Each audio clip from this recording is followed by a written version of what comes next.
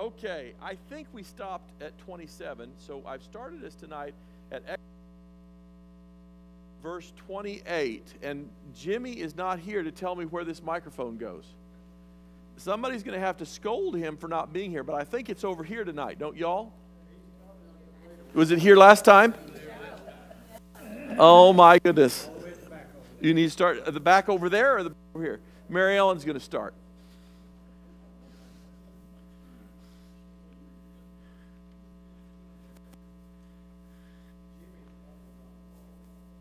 Jimmy could be gone to Walla Walla. He could be just bird watching. You never know. Although, do the birds fly much in this kind of heat? Not the smart ones, yeah. They fly right to the first pond. If you could, let's just read, I don't want to go all the way through that. Let's just read down through 29, 28 and 29.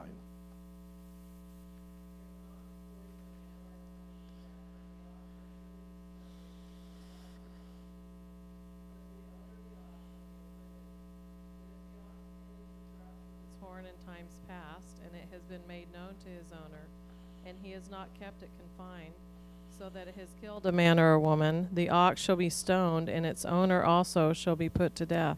Now you see how very specific this description is.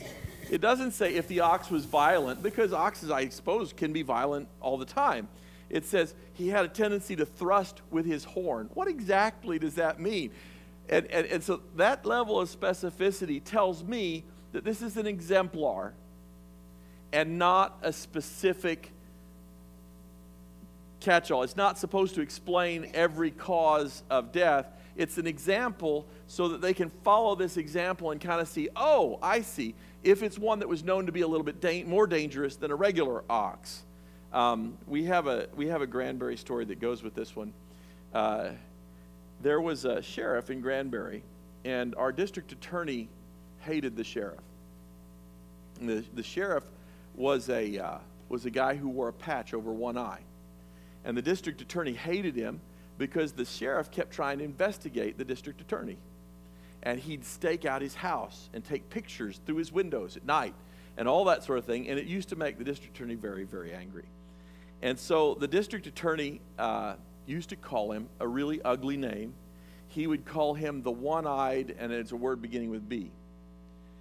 And he did that for years until finally he politically was able to unhitch the sheriff and get him unelected and got a new sheriff out there. The district attorney kept longhorn cattle. And one night, allegedly in an inebriated state, he was out there wrangling the cattle, and one of them thrust with the horn and took out his eye. So he started wearing a patch over his eye. Now, I know both of these guys, and the district attorney is a very, very fine fella, but the karma just kind of echoes in the room, right? And so he was then running for an elected office again. And this other lawyer in town ran a sneaky little political campaign against him in which he sent, you're supposed to report when you do political activity that costs money. And this guy didn't. He sent an anonymous little card that said, "Don't vote for the one-eyed bandit." Another word that begins with B, but not the same one. And 2 years later, he was in an auto accident, hit his head against the steering wheel, and he lost an eye. So the rule is, don't make fun of people who are...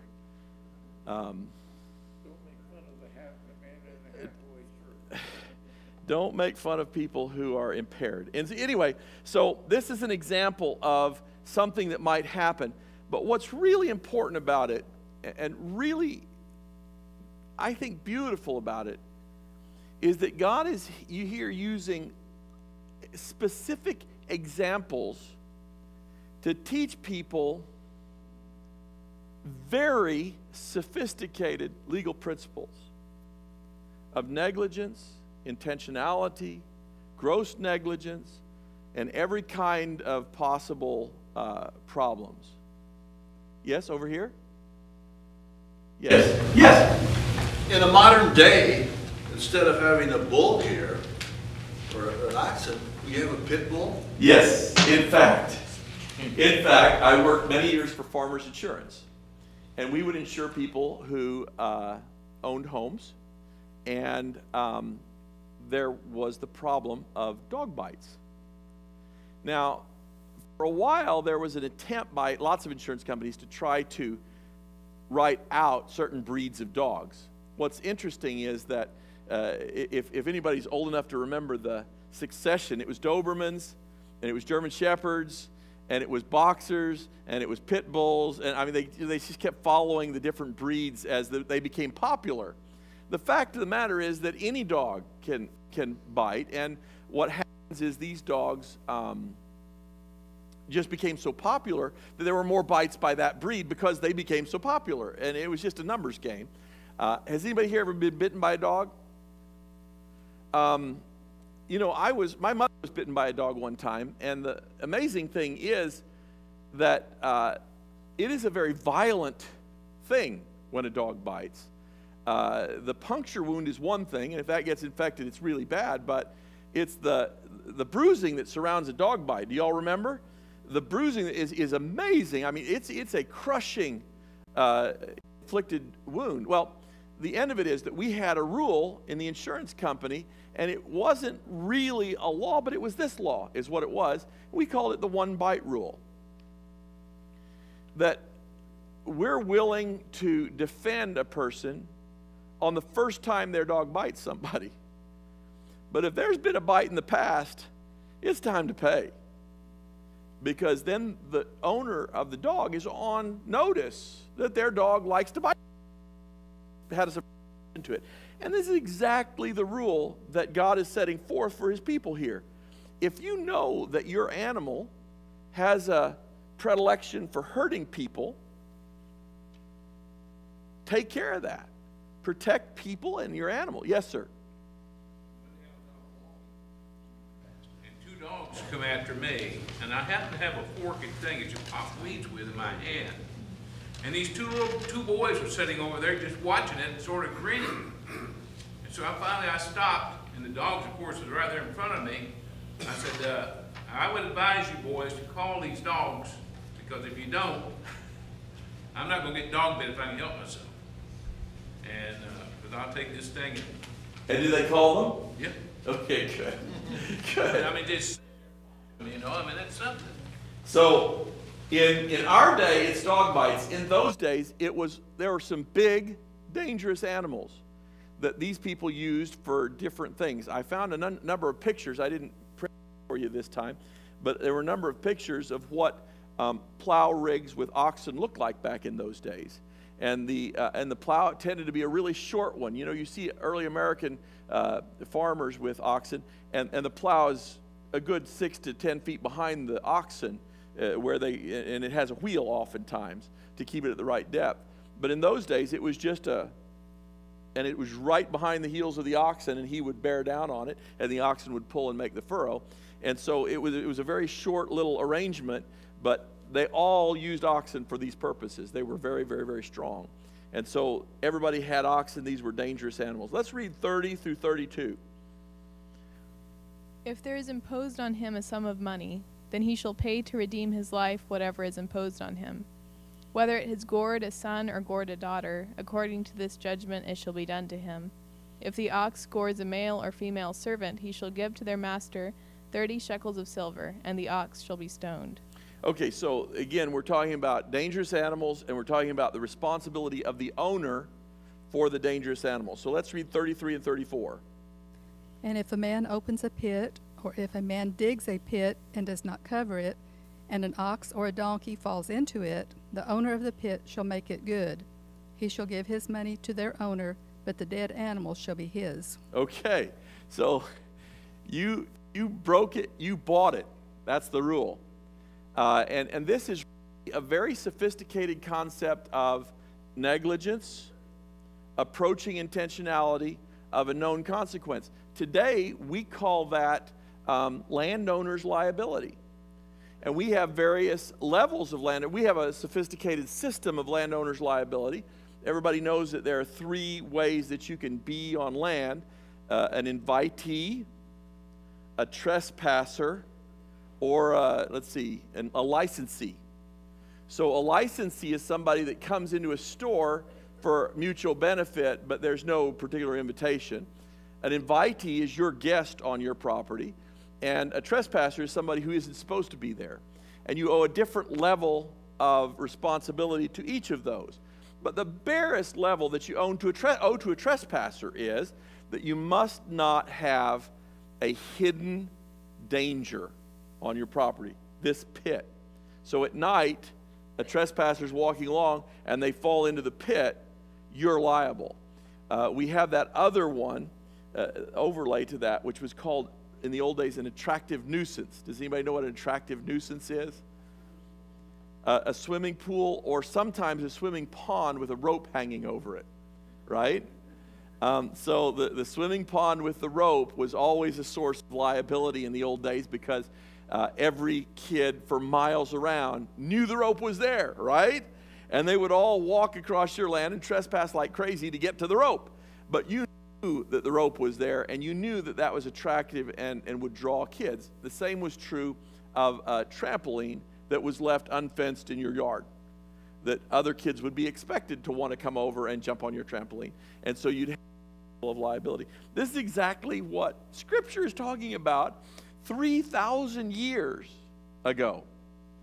Very sophisticated levels of culpability. So on this one, it's interesting. The first time we modern readers read this, we thought, why would somebody open a pit? And the answer is, there are hundreds of reasons that people dug things in, and it would have been a very common thing to dig a cistern, to dig any kind of water or grain storage, or their wine presses were also pits. And so all of these would have been completely normal for them. For us, less so, right? We'd say if a man digs a post hole and his neighbor's foot falls in and he breaks his leg. And then look what the response is. He simply has to pay the value of the animal. He bought it. He gets to keep the animal. He pays the value of the animal so that the man can go out on the market and buy another animal just like it. So that's exactly our law for auto damage, isn't it? Your insurance company pays the actual cash value, the ACV of the car, and then what do? The insurance company keeps the car. It's called a salvage car, and it happens all the time. It's exactly, God wrote a law 3,000 years ago that we use in auto liability today. Exactly. Okay. Let's do 35 and 36.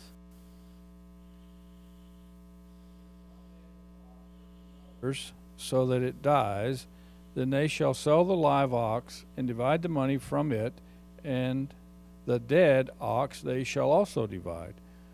Or if it was known that the ox tended to thrust in time past, and its owner has not kept it confined, he shall surely pay ox for ox, and the dead beast shall be his own.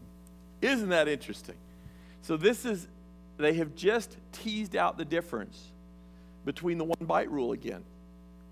The difference between two oxes getting in a fight and one of them dying, the two owners split it because oxes do that. But if you knew yours was dangerous, you lose out in the deal, and the other guy gets it all. So it's very, very, very interesting. 22, verse 1 through 4. 1 through 4. If a man steals an ox or a sheep and slaughters it or sells it, he shall restore 5 ox for an ox, and 4 sheep for a sheep. If a thief is found breaking in, and he is struck so that he dies, there shall be no guilt for his bloodshed. If the sun rises on him, there shall be guilt for his bloodshed. He shall make full restitution. If he has nothing, then he shall be sold for his theft. Is that it? Or Yeah, we can stop there. That's fine. So this is two different pieces. One piece, it's interesting, we've been talking about losing oxen to death and to pits and all these sorts of things, and it's dollar for dollar, you pay actual cash value, ACV, just like we do in the auto business, right? You've ever heard ACV, right? That's exactly what we do. All of a sudden now we have a thief. And the thief gets to pay fourfold. This is what we would call today punitive damages, right? He has to be punished. It's no longer just restitution. We've moved over to punishment. And we're punishing him for stealing. And then, and it's 4-to-1. And that's, the Bible says, 4-to-1. You steal, it's 4-to-1, which is really interesting because we put you in jail for it. But anyway, it's 4-to-1. Next, it talks about a thief found breaking in. And it's got two classes. The nighttime thief and the daytime thief. Fascinating. The nighttime thief, you can kill him with impunity because you're protecting your sleeping family from a guy that you don't know who it is or what he's going to do because it's night and you can't see. But if it's during the daytime, you're expected to simply unveil him to the community, and then he's not going to be killed, and you don't have the justified homicide on that one. But he will make full restitution for anything that he did. If he broke your window, or they didn't have windows back then. But anyway, and he should. But then it goes on to say if he should have nothing. One of the commentaries that I was reading on this was really interesting because it says if he has nothing, he's to be sold until his restitution is paid. But of course, that isn't the way slavery works at all, is it? He sells himself into slavery for 7 years, and the immediate proceeds of that are paid right now, yes? So it would have been right now he would have been paid. So that money from his proceeds, and he gets to work for the rest of the 6 years, right? In a year he'll be turned loose, but for 6 years he worked for the failure, his moral failure in stealing. Fascinating to me. And then we'll go on from let's just do verse 4. I'll just read it. It says, if the theft is certainly found alive in his hand, that's when you're stealing an animal, whether it's an ox or donkey or sheep, he shall restore double. So even if he didn't get anything, he has to go out and get another sheep or another donkey, whatever he was stealing, and replace twice. Okay? So a bad thief only places 4, a good thief 2, a good thief has to replace 4. So it's weird. All right, let's do 5. It looks like 5 is a paragraph of its own. Let's just do 5. If a man causes a field or vineyard to be grazed and lets loose his animal, and it feeds in another man's field, he shall make restitution from the best of his own field and the best of his own vineyard. Okay, so that's a negligence case. We're back to negligence, right? And now it's just restitution again, and he's going to make restitution 1-to-1. If I have my horse goes over and eats, I had the case one time. This little girl, she was hearing impaired. Is that what we say these days? We used to call them deaf, right? But now they're hearing impaired. So there's this hearing impaired 17-year-old girl. Yes, all of us are getting hearing impaired the older we get, right?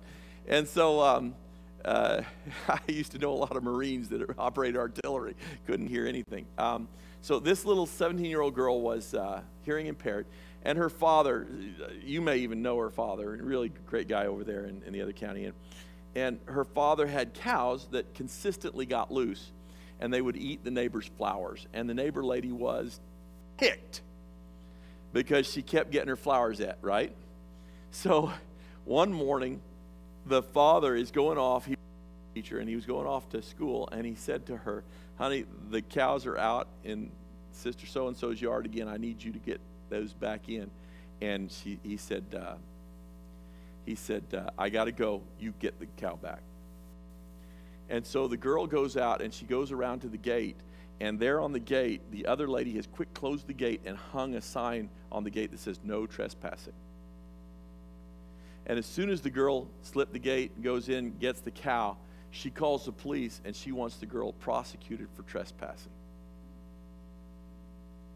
Now, it's really wrong because, we have the defense of necessity. she had to do that to mitigate the damages, right? And so she had to do that, but the prosecutor was weak because he was susceptible to the pressure of Miss So-and-so next door. And so we actually had to go to a jury trial, believe it or not. And we tried this poor little 17-year-old hearing impaired girl for trespass on her neighbor's property. Can you imagine that being on your record for the rest of your life? It's just wrong. And so fortunately we won. And that same prosecutor one time, I had this girl. She was I apologize for so many stories. She was a clerk at a convenience store. And I'm always amazed because I've represented several of those convenience store clerks, and there are some people that love that job.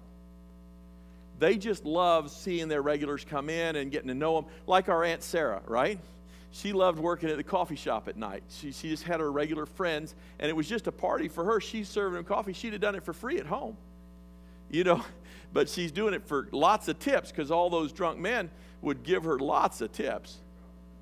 Yeah. So this girl was a convenience store clerk, and one morning when the guys came in, the owners came in, there was $700 missing. And so they wanted this girl prosecuted. They looked at the video, you know, they got surveillance, and they saw her working with the safe and obscuring the view from the camera, and they said that's when she took it. And so they wanted her prosecuted. So a year and a half, almost 2 years, we're preparing for trial, and this girl says, I love my job. If I get convicted of stealing money, I can never be a clerk again. Moral turpitude and all that. I need this job. And I love it. And in the meantime, she can't work because she's under suspicion, right? She's under in cloud. And so 2 years later, we're ready to try the case. We go into the courtroom, and the prosecutor opens his evidence box, which is the contents of the safe, and he and the owners are sitting there going through everything, and there's the $700. It was there all along. They had missed the count. So we turned the lawsuit around, and she got her back wages for the time that she didn't get to work. It was delightful. Those are the nice kind. That's right. That's right. Okay, we're on verse, we've just talked about a field being grazed, and now we're talking about fire. Verse 6. Who's going to read verse 6?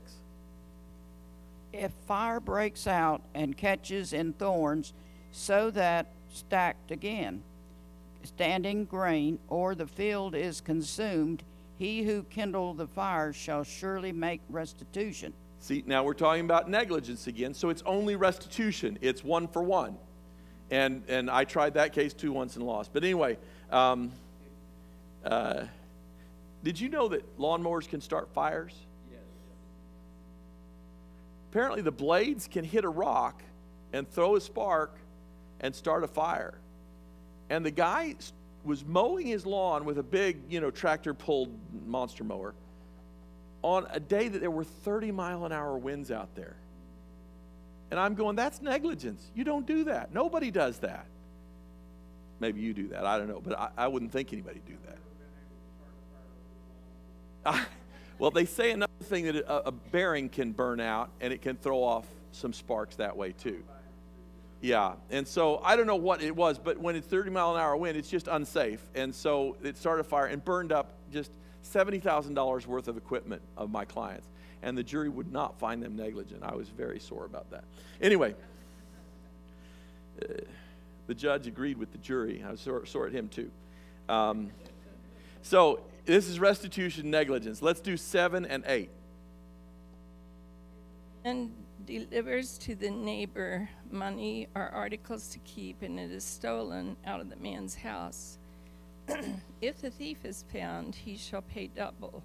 If the thief is not found, then the master of the house shall be brought to the judges to see whether he has put his hand into his neighbor's goods. Very good. What do we call this law today? There's a new name for it. What do we call it? Bailment. This is called a bailment. When we leave something with somebody else, typically the early bailment cases were all pawnbroker cases. Because you leave something with a pawnbroker and the pawn shop gets robbed, who's responsible? Look at this. God provided for bailment cases 3,000 years ago. Fascinating. And so he says that it's if you catch the burglar has to pay. If you can't catch the burglar, we need to investigate the bailee. It's very interesting, isn't it? So you're holding it, oh, I can't find the burglar. And the answer is, then let's see maybe if you took it. That's a good incentive to find the burglar, isn't it? So that's a good one. And they didn't have fingerprints in those days. Well, they had fingerprints. They just didn't know how to use them. Okay. Do you think they had fingerprints? I think they had fingerprints. Yeah. Okay. Humans did? Yeah, I think so. I think so. But if a donkey stole it, we'll get to the donkeys in a minute. Okay. Let's do the trespass one. 9. Let's just do 9. For any kind of trespass, whether it concerns an ox, a donkey, a sheep, or clothing, or for any kind of lost thing which another claims to be his, the cause of both parties shall come before the judges, and whomever the judges condemn shall pay double to his neighbor. Wow. We have the same thing today. They're called property cases. And we do this lawsuit where one guy says, that's my jet ski, and the other guy says, no, it's my jet ski. We have a cause of action for that. And typically these days, they're tried before the Small Claims Court of the Justice of the Peace, which we've combined in recent years. But the Small Claims Court will hear these cases. They're called property cases. They do it all the time. And it's exactly what they said here. The judges hear the case. They hear the evidence and the testimony of both parties, and they decide which is right. And then they give it to the right person, and God says, and then you need to make restitution for the time that you had it. Isn't that interesting? So this is also a case that Solomon looked at, isn't it? Yeah, the People's Court. Well, that's very interesting. Okay, number 10. Let's do number 10. Number 10 and 11, sorry. 10 and 11.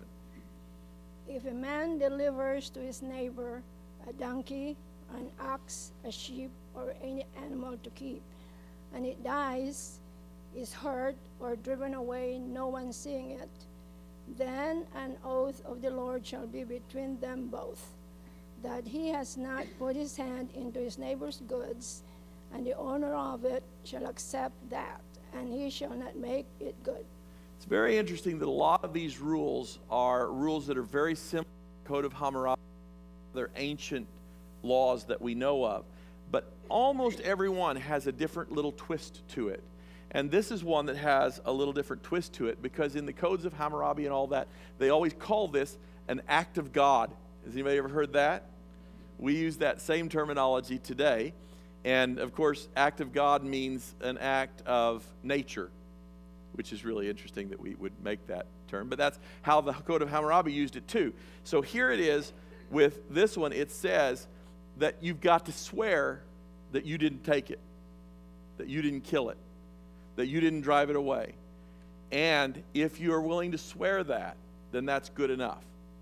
Now, it's interesting to me that I think those of you who are old enough can tell me 60 years ago, an oath meant more than it means today, wouldn't you say? We had a stronger social contract in the past than we have today. Today, after, I guess maybe we'll just say the O.J. trial, I'm not sure I take anything I hear under oath with any certainty at all. I don't know that the oath really means what it used to mean. Every television detective show, we see a modeling action of people lying under oath. And it's become, for our culture, who has spent 30 years watching those detective shows, it's become considered normal behavior to lie under oath. There was an interesting study that was done years and years ago. I don't know, again, you have to be my age or older. Early television police dramas, when people got shot, what did they do? Died instantly. That's exactly right. When somebody got shot in an early police show in the 1960s, they died. It was over. Then, in the 70s, people started getting shot and surviving on television. And a study was done, and it actually affected survival rates on actual shootings. When people expected that if the cop shot you, you died, they did. And then as people started surviving TV shootings, they did this study and they found out that people in real life started surviving shootings. Mind over matter, exactly. If you expect a gunshot to kill you, I remember I had an uncle, he's gone now. He had a heart attack, and we went up to visit, and I was a little kid. I heard you had a heart attack, you were done, right? And so we went up to visit, and he was still alive. And I took my mother aside, and I said, he's still alive. And she said, yeah. I said, but he had a heart attack. And she says, not everyone that has a heart attack dies. And I went, wow, who knew, right? He lived another 40 years. He lived into his 90s, and I went, wow, you can do that? That's cool. Anyway, it's an expectation thing. So in those days, we expected our oath to mean something. I'm not sure we do anymore. Yes, ma'am? They did. All kinds of contracts. I'll talk about that in just a second. Yes, sir? There is another factor. Yes. Medical science has progressed. Yes, it has. And there are things that would have been fatal 30 years ago yes. that are now... In fact, the best example of that is childbirth. Okay, so contracts. Fascinating story about contracts. So in these days, what did people write on? Sheepskins. Yeah, there was some papyrus, but sheepskin was most people would write on. And so they would write on these things, and they would make 2 copies of a contract. This is how they made contracts and deeds in those days. They would take the sheepskin, and they would make 2 identical copies. 1 identical copy? Really? I don't know how you... an original and an identical copy, okay? And then they would take the original, and they would roll it up. And they would take wax or clay, typically in these days it was clay, and they would daub the clay into a mound, and they would press their seal into it. Not just once, but all the way down so that nobody could open it. Anybody remember any of this in Scripture? The 7 seals and all that sort of thing. They did exactly that. So they would take that scroll and they would press into it the seals all the way down. And it was put away in the library or the archives, whatever you want to call it. It was never opened. If you wanted to refer back to the contract, you referred to the identical copy that was made of the contract, and if there was any dispute, they worked it out. If somebody alleged the other person of fudging the writing, you know how you fudge your writing, right? You take a little knife and you scrape the ink off the parchment, off of the sheepskin, and you rewrite over it. So if one accused the other of fudging, they would come back to the archive, they would get that document out, and they would break all the seals in front of a lot of witnesses. So that when the seals were broken, everybody could look that nobody had messed with that one. Those library seals are fascinating because you can imagine any great palace or house or any government building would have had stacks of these, right? Deed records, essentially. Stacks of them. When time or fire destroys things like sheepskin, parchment burns, yeah? What is left?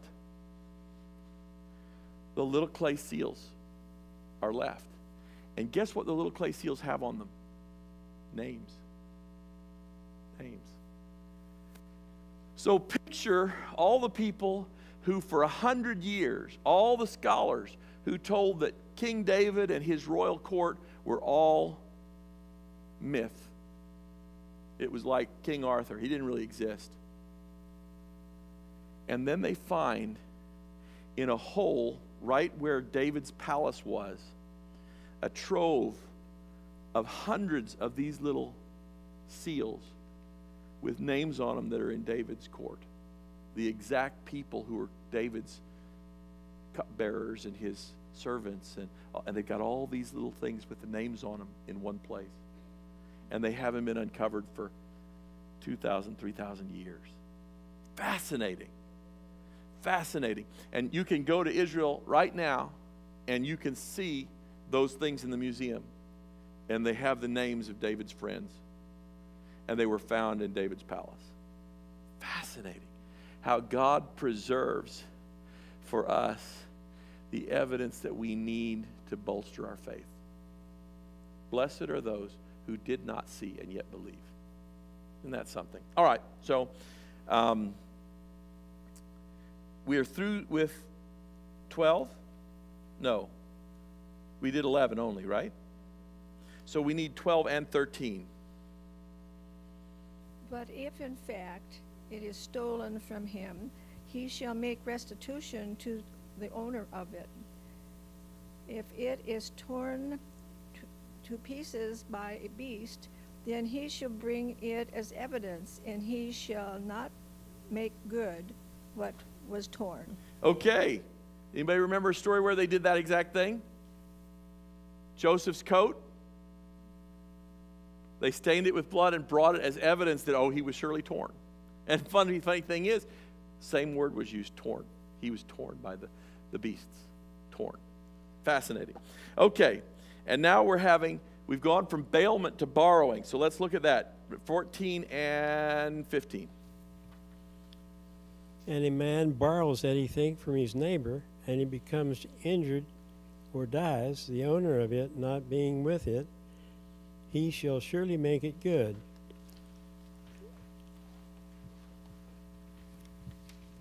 If its owner was with it, he shall not make it good. It was hired, it came for its hire. Really kind of a sophisticated little law. If you borrow it and you left it and it got hurt, you pay. If you're with it, doing your best to care for it, and it got hurt, you don't pay. They got the rent. It's good. So, fascinating. Okay, now we move from animals and property, and animals, of course, were property, to people. And it's time for y'all to be disturbed. So, 16 and 17. If a man entices a virgin who is not betrothed and lies with her, he shall surely pay the bride price for her to be his wife. If her father utterly refuses to give her to him, he shall pay money according to the bride price of virgins. Okay. Wow, problematic, eh? So, first word that's really important in this paragraph is entices. So, this makes her a willing participant. This is not a rape description. This is an elopement description. Okay? So he has beguiled, some scriptures call it seduced. He has enticed her away from her home and family. Now, before anybody gets too excited that, oh my goodness, women are now property, they were property. Okay? So let's start with that and acknowledge that we have gotten more ethical and wiser since this time. But here was the problem at the time. Once the girl's reputation was ruined, she was in trouble forever. There was no redeeming it. This is God providing redemption for a girl that got tricked by a guy. Okay?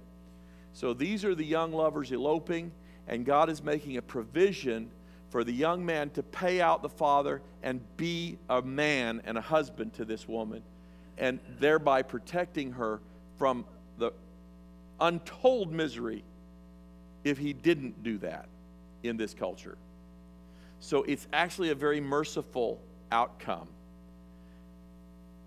Then the father has the option to refuse, but still accept the price. You say, well, that sounds easy. He could do that over and over. We call that a pimp, right? But no, it isn't, because she would not be acceptable to most gentlemen the second time.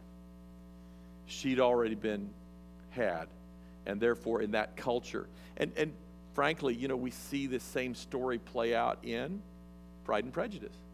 Anybody ever see the movie? Read the book? It's exactly the same story, isn't it?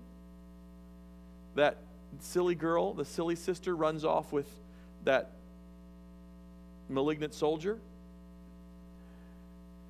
Nobody remembers this. You remember it. Okay. Somebody remember? Anybody remember? Have you seen all the movies? Because there's that long one, that 6-hour one. Let's see, he's, Yeah, what's that actor's name that plays Mr. Darcy in that one? Colin Firth. Oh, that's the good one. There's another one, but it's not as good. But that Colin Firth one is really long. Back in VHS days, it was 2 or 3 different ones. Attention span's not that long. It's a really good show, though. It's a really good show. Do what? 6 hours. It may be only 4, but it ends well. 4 hours. Pride and Prejudice with Colin Firth. It's really, really good. It's a period piece, so it doesn't seem so out of date as some of the others. Okay. So now we know what happens if they elope. We bring them back and make them honest people. That's what we do. 18 and 19 are really weird ones. Go ahead.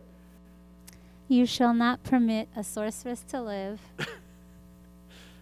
One more. And whoever lies with an animal shall surely be put to death. Okay. So both of these are found in all of the ancient codes of the time. Okay? But the sorceress to live, in almost all the other cultures, the sorceress was always drowned. Does this bring to mind the Salem witch trials? Drowning witches was apparently a thing 3,000 years ago. And so every time it's cropped up over history, here it is again. Clearly, God does not accept or tolerate people trying to work magic, sorcery, or witchcraft. He says it over and over and over, and he has a penalty for it. He says, under the ban. And that this was a technical term. Not to live was a technical term meaning under the ban. Can't be in the community, can't be tolerated at all. And then the next one is an interesting one, because it's also in all the other codes. Apparently, bestiality was very popular in Canaan. The Canaanites were into this sort of thing. The Canaanites, interestingly, pigs and sheep were illegal, but horses and donkeys were not. Believe it or not. I couldn't believe it when I read that only pigs and sheep and stuff were illegal. Horses and donkeys were permitted. So the Canaanites were big on this. But God said, no, none of them. None of them. All right, 20 and 21. He who sacrifices to any god except to the Lord only, he shall be utterly destroyed. You shall neither mistreat a stranger nor oppress him, for you were strangers in the land of Egypt. Beautiful. Okay. Number 1, this is a restatement of Commandment 2, yeah? Okay, you have no other gods before me, etc., etc., etc.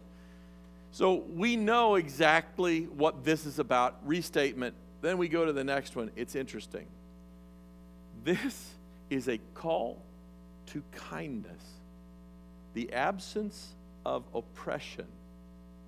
Does anybody see any equivalent for today? What's that? Bullying is a really good one. How about... Right, exactly. Now, so we have this history of how we treat immigrants. So most of northeastern, what we now call the United States, but the 13 original colonies, were immigrants from England, a few from France, a few from Germany, right? They had the Hessians, and they had a number of French people because they were dominating the Gulf Coast back in those days, Louisiana. And the Dutch. Well, that's right. The Germans and the Dutch, yes. Okay, so we've got all that going on. That's an established deal. Then we have the potato famine in Ireland and a lot of immigration of starving people from Ireland. How did they treat those people? Not well. Horribly. In they come, and they treated them abysmally. How did they treat the blacks that were then brought in? Horribly. How did they treat the Jews? How did they treat all the new groups that came in one after another? They treated them horribly. Right. Exactly. Exactly. It was first and second generation immigrants treat the next horribly. And then came the Puerto Ricans and on and on. But the point is that immigrants historically are treated badly. They're considered interlopers. Yes? Okies in Texas. Oh, you were thinking of the Dust Bowl. You were thinking of a real one. Okay. Yeah. Right. And so historically, all immigrants are treated very, very badly. And God is saying, I won't have it. Yeah. We didn't treat them very nice. Yeah. Well, now, let's not get into that because they didn't treat us very nice either. But yes, that's right. It went, yeah. I didn't say we were guiltless in the thing. It was just mutual combat is all I'm saying. and so, right, again, it's just historical. We treat the other badly. And this text right here is God saying to his people, you don't get to treat the other badly. You don't get to oppress anybody. I'm going to define a group called other, and we'll call them the stranger or person that you don't know, the other. He couldn't have any more clearly defined the other for us, right? And he says, you don't get to oppress. Yes, sir? Verse 20, where it talks about being utterly destroyed. Yes. Given the right to ban them, just like to kill them. Yeah. There definitely was a death penalty for worshiping false gods. Never was enforced. We see him doing it in the next chapter or two here. So yeah, it's a problem. It's a problem. Okay, so I think verse 21 is one that's kind of worthy of memorization because we as Christians also are denied the opportunity to oppress the other. Okay? Now, who is the other? The other are those people that don't smell like we do. The people who get welfare, who dress differently, who speak different languages, who look different, who eat different diets. We don't get to disdain those people. We don't get to hate them. We don't get to oppress them. The story goes that the food pantry originally started down at the bank. And there were people who were sore because there was an element of people that were coming to the bank that weren't the element we wanted here in Keene. And they told the bank, you need to stop this. And that's why they started doing it over there at the water company. Because we don't want that element down at our bank. And the bank finally said no. And so they went to do the water company. After they found the water company wasn't really a big enough venue, they did it across the street at the park. Everybody remembers that? Yeah?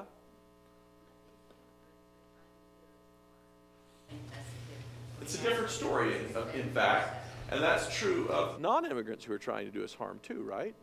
Now, there's nothing here that says that we can't have an immigration law and say this many and so more, and no more immigrants. I mean, that's not what this is about. What it's saying is that we don't get to hate, oppress, or disdain the people around us who are not like us. That's what this text is saying. And it doesn't say that we have to accept every immigrant from every country, okay? But it does say that those that we see that are not like us are not objects to be oppressed or used or abused. Okay, next is, and that was 21, and he says, and I'm going to remind you that it wasn't very long ago, like 2 months in this story, that you were the stranger and the other that was being oppressed. So don't you turn around and do it to other people. It's really interesting to me if we want to go that way. Really interesting to me. We take that a step further. we've been talking a lot this summer, a little bit about the issue of Marxism and the French Revolution. Both of these were revolutions done by people who were sick and tired of an aristocratic regime that was sucking all the capital out of the hands of all the people and making people very, very poor and keeping all the power and all the money in their own hands. So both of these were revolutions to try to overturn that. And how did both of them end? They both ended with a different group of money-sucking elitists taking it from a new group of serfs. It's exactly the same thing. It is human nature to oppress the other. It's absolutely what we do. Yes? They took all of the herds and divided them even Steven. It took about 3 or 4 years and the same distribution as before. Yes, yes. But in that case, it was the same people back. But with communism and the French Revolution, it was the other way. It was the other way around. So we just redefined who's the elites and who is the serfs. And we did the same exact thing again. So that's what he's talking about. Now, 22 through 24. This one changes. Listen to how the words change in this. You shall not afflict any widow or fatherless child. If you afflict them in any way, and they cry at all to me, I will surely hear their cry, and my wrath will become hot, and I will kill you with the sword. Your wives shall be widows, and your children fatherless. This is almost poetry. Do you hear it? All of a sudden we've shifted, and now we're God in the first person. He's gone from codifying to speaking to the people. And of course, this engenders our concept. We used to always tease a lawyer. If we knew a lawyer was doing a collection case in court, we'd say, "What you doing today? Disposing widows and orphans from their rightful inheritance." That was our question always when somebody would be doing a collection case. You're evicting widows and orphans again, aren't you? And we would tease each other that way. And it's from the scripture. God says, don't treat widows and orphans badly. In this culture, widows and orphans were helpless. The widow can't work. There's no job, honest work that she's able to do without a man to sponsor her. And the orphans have nobody to teach them. They have nobody to sponsor them, nobody to fund them. So widows and orphans were absolutely helpless and defenseless in this economy. And he said, don't you dare, or I will make your wife and your children widows and orphans. That's exactly the threat. It's a beautiful little piece of poetry. He said, if you abuse widows and orphans, I'm going to make your wife and your children widows and orphans. Interesting, isn't it? Very good poetry. I'm not going to memorize that one, but it's really good.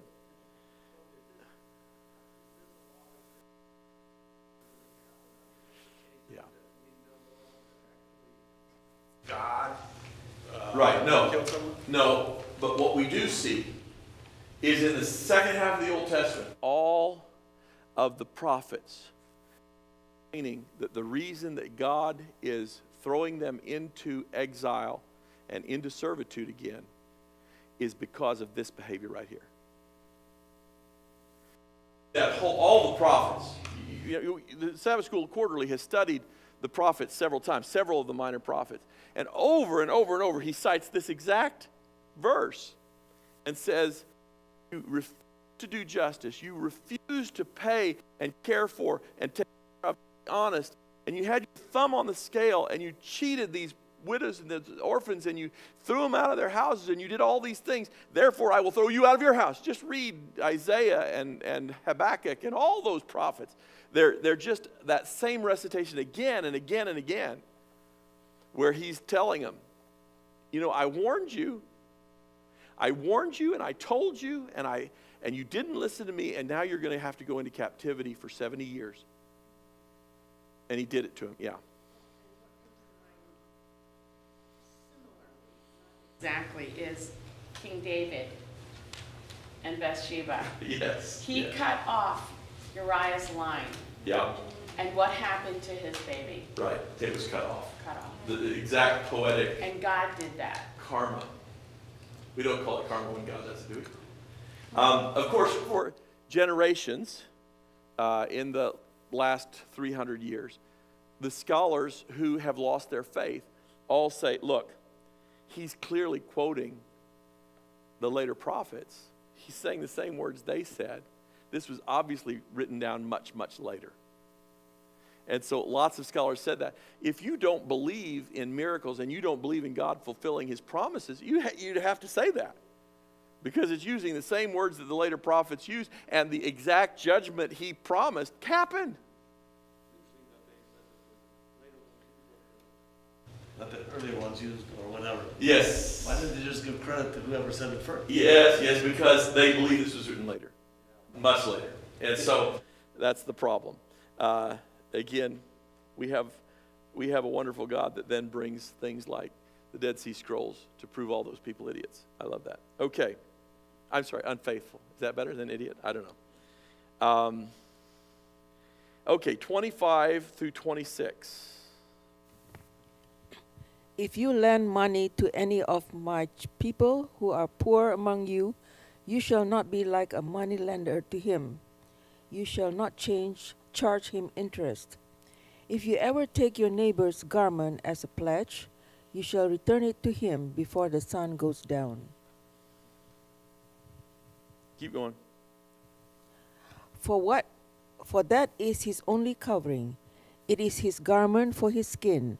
What will he sleep in? And it shall be that when he cries to me, I will hear, for I am gracious. Isn't that beautiful? Grace in the Old Testament. Here it is. So he's saying here, you cannot take interest when you loan to the poor.